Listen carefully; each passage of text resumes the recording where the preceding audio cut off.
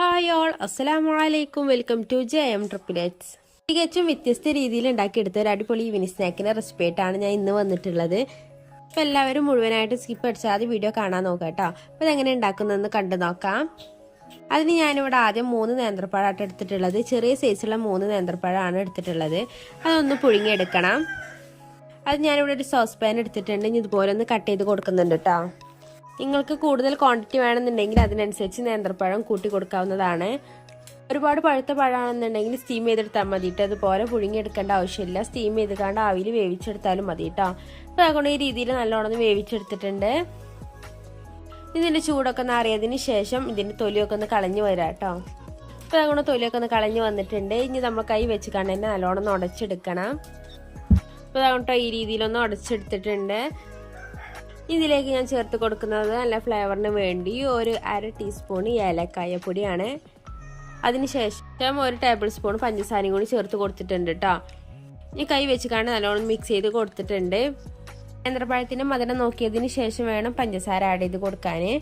ഞാനതവിടെ മാറ്റി വെച്ചിട്ടുണ്ട്. ഇനി ഒരു മിക്സിൻ്റെ ജാർ എടുത്തിട്ടുണ്ട്. അതിലേക്ക് 4 ബ്രെഡ് ആട്ടോ ഇട്ട് കൊടുക്കുന്നത്. ബ്രെഡ് ഇതുപോലെ ചെറുതായിട്ടൊന്ന് കട്ട് ചെയ്തതിന് ശേഷം നല്ലോണം ബ്ലെൻഡ് ചെയ്തെടുക്കാം.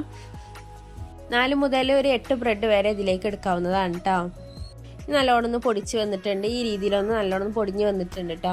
ഇനി ഇത് നമ്മൾ നേരത്തെ എടുത്തു വെച്ച നേന്ത്രപ്പഴത്തിൻ്റെ മിക്സിലേക്ക് ചേർത്ത് കൊടുക്കാം. കുറച്ചീച്ച് ചേർത്ത് കൊടുക്കാം കേട്ടോ. ഇനി ഒരു മാവ് അത്യാവശ്യം തിക്കാവുന്ന രീതിയിൽ വേണം കേട്ടോ അതൊന്ന് ആഡ് ചെയ്ത് കൊടുക്കാൻ. നമുക്ക് നമ്മളെ കൈ കൊണ്ട് ഷേപ്പ് ചെയ്തെടുക്കാൻ പറ്റുന്ന രീതിയിൽ വേണം ഈ നേന്ത്രപ്പഴത്തിൻ്റെ മിക്സ് ഒന്ന് ആക്കി കൊടുക്കാൻ കേട്ടോ. അപ്പോൾ അതുകൊണ്ട് ഈ രീതിയിലൊന്ന് ആക്കി എടുത്തിട്ടുണ്ട്. കണ്ടില്ല, ഇതുപോലെ നല്ലൊന്ന് കുഴഞ്ഞ് വന്നിട്ടുണ്ട് കേട്ടോ. നമുക്ക് ഇത് ഇഷ്ടപ്പെടുന്ന ഒരു ഷേപ്പിലാക്കി എടുക്കാം. ഞാനിവിടെ ഒരു ചെറിയൊരു ബോളാക്കിയതിന് ശേഷം അതിൻ്റെ സെൻറ്റർ ഭാഗത്ത് ചെറിയൊരു ഹോളാക്കി കണ്ട് ഇതുപോലെ അമർത്തി കൊടുത്തിട്ടുണ്ട് കേട്ടോ. ഈ രീതിയിലാണ് ഞാൻ ഉണ്ടാക്കിയെടുക്കുന്നത്. നിങ്ങൾക്ക് ഏത് ഷേപ്പിലും വേണമെങ്കിലും ഇത് എടുക്കാവുന്നതാണ് കേട്ടോ. ഇതുപോലെ ബാക്കിയുള്ളതും കൂടി വളരെ പെട്ടെന്ന് തന്നെ ആക്കി എടുത്തിട്ടുണ്ട്. ഇനി അതവിടെ മാറ്റി വെച്ചിട്ടുണ്ട് കേട്ടോ. ഇനി ഒരു പാൻ എടുത്തിട്ടുണ്ട്. ആ പാൻ നല്ല ചൂടായി വന്നതിന് ശേഷം അതിലേക്ക് ഒരു 5 ടേബിൾ സ്പൂണോളം പഞ്ചസാര ആഡ് ചെയ്ത് കൊടുത്തിട്ടുണ്ട്. 1 ടേബിൾ സ്പൂൺ വെള്ളം കൂടി ആഡ് ചെയ്ത് കൊടുത്തിട്ടുണ്ട് കേട്ടോ. നമുക്കിത് പഞ്ചസാര ഒന്ന് കാരമൽ ചെയ്തെടുക്കണം കേട്ടോ. നിങ്ങൾ ഈ കണ്ടിരിക്കുന്ന സമയത്ത് നമ്മൾ ചാനൽ ഇതുവരെ സബ്സ്ക്രൈബ് ചെയ്തിട്ടില്ല എന്നുണ്ടെങ്കിൽ പ്ലീസ് ഒന്ന് സബ്സ്ക്രൈബ് ചെയ്ത് സപ്പോർട്ടാക്കുക. നിങ്ങൾക്ക് ഇഷ്ടമാകുകയാണെന്നുണ്ടെങ്കിൽ ഫ്രണ്ട്സിനും റിലേറ്റീവ്സിനൊക്കെ ഈ ചാനലൊന്ന് ഷെയർ ചെയ്ത് കൂടി കൊടുക്കുക കേട്ടോ. നമുക്ക് പെട്ടെന്ന് തന്നെ ഒന്ന് കാരമലായി വരും. ഒരുപാട് കളർ മാറാൻ നിൽക്കണ്ട കേട്ടോ. ചെറിയൊരു ബ്രൗൺ കളർ ആകുന്ന സമയത്ത് നമുക്ക് ആ ഒരു മിക്സ് ഇതിലേക്ക് ഇട്ട് കൊടുക്കണം. അപ്പോൾ അതുകൊണ്ട് ഈ രീതിയിലൊന്ന് ചെറുതായിട്ടൊന്ന് കളറൊക്കെ ഒന്ന് മാറി വന്നിട്ടുണ്ട്.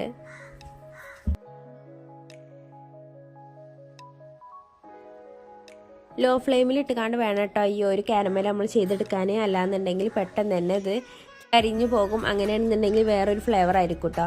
ഞാൻ ഫ്ലെയിം ഇവിടെ ഓഫ് ചെയ്ത് കൊടുത്തിട്ടുണ്ട്. എന്നിട്ടാണ് ഇത് ആഡ് ചെയ്ത് കൊടുക്കുന്നത് കേട്ടോ. ഇതിലേക്ക് ബ്രെഡിൻ്റെയും നേന്ത്രപ്പഴത്തിൻ്റെ ആ മിക്സർ ഇതിലേക്ക് ഇട്ട് കൊടുക്കാം.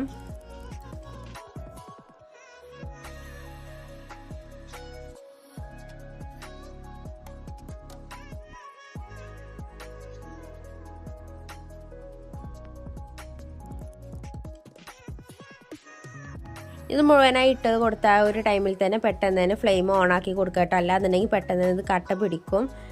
ഫ്ലെയിം ഓൺ ചെയ്തതിന് ശേഷം നല്ലോണം മിക്സ് ചെയ്ത് കൊടുത്തിട്ടുണ്ട്.